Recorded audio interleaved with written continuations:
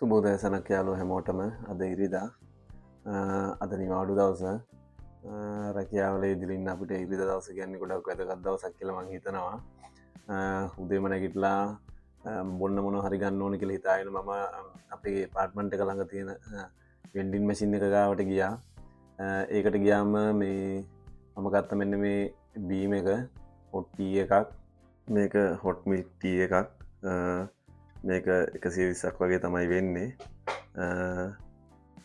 ඔයාලට මේක පේනවා ඇති කියලා මං හිතනවා.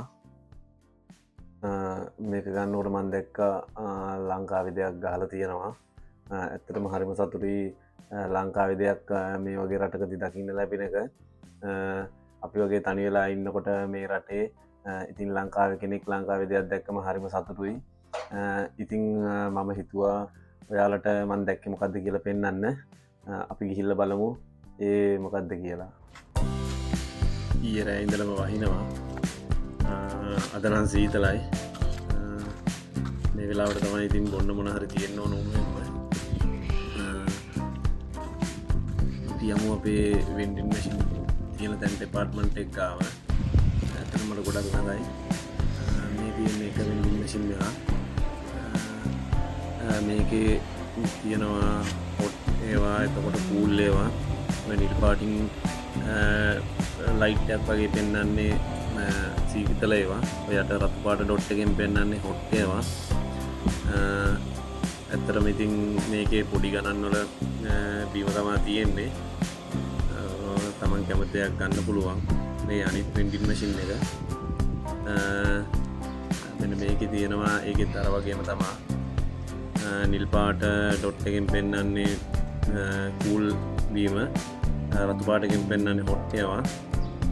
මේකේ තව බීම වර්ග තියෙනවා, ටී වර්ග.